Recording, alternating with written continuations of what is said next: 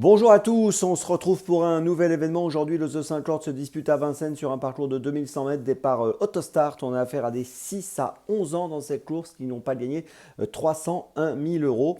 Course qui a réuni 16 concurrents et c'est une course dans laquelle il y a plusieurs possibilités. C'est une course assez ouverte quand même si on a semble-t-il quelques bases quand même. Mais attention, il y a des chevaux parfois fautifs, donc il faut être prudent. Avant de démarrer, je vous rappelle que vous pouvez vous abonner à la chaîne YouTube de The Turf. Vous pouvez aussi activer la cloche pour être informé dès que mon prono est posté. Puis attention, n'oubliez pas le jeu responsable, les mentions qui sont en bas ici.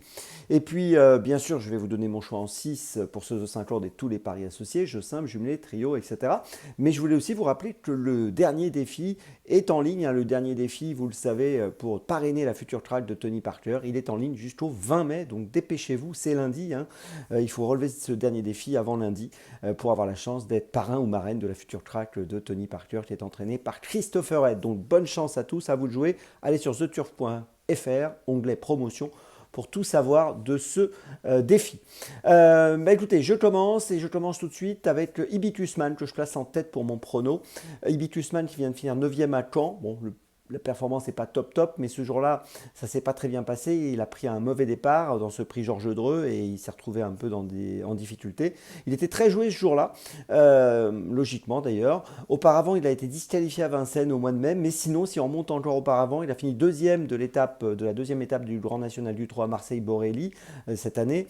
On l'a vu bien faire au mois de février à Vincennes. Et ici, face à ses aînés, moi je pense qu'il a une belle carte à jouer s'il est sage, s'il ne fait pas de bêtises dans le parcours. Il n'y a que 2-6 ans dans la course. Il y a lui et il y a Alto d'Hertal. Bon, il y a Alto d'Hertal, c'est plus difficile, mais lui, je pense qu'il a vraiment les moyens de briller. Son entourage est confiant. J'y crois, j'y vais, je le mets en tête. En deuxième position, j'ai retenu le 6, Harley Gemma. Alors qui reste sur une deuxième place à Vincennes dans le prix de Combré, qui est une course un peu de référence. Il se disputait sur 2700 mètres, qui s'est disputé sur 2700 mètres le 4 mai. Auparavant, elle avait été disqualifiée à Anguin alors qu'elle venait prendre la tête.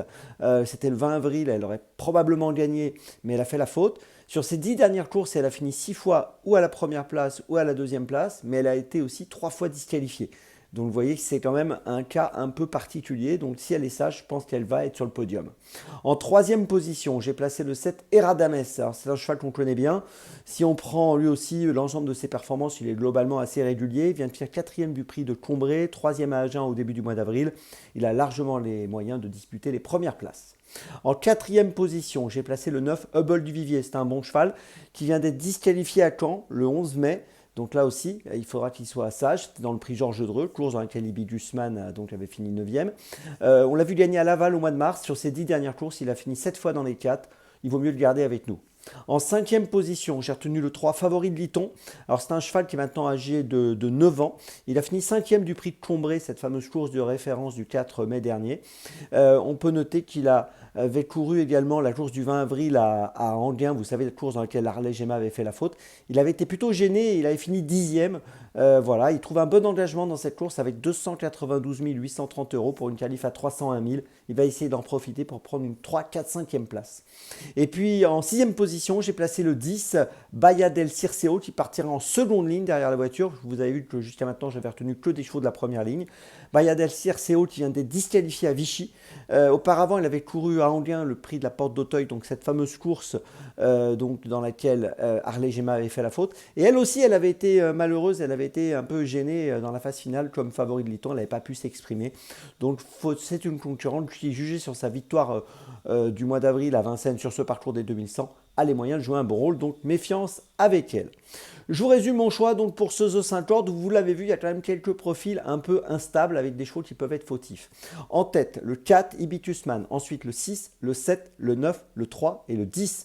Départ de la course, attention aujourd'hui, 20h15. On se retrouve maintenant demain pour Auteuil. Et d'ici là, avec The Turf, ça va aller.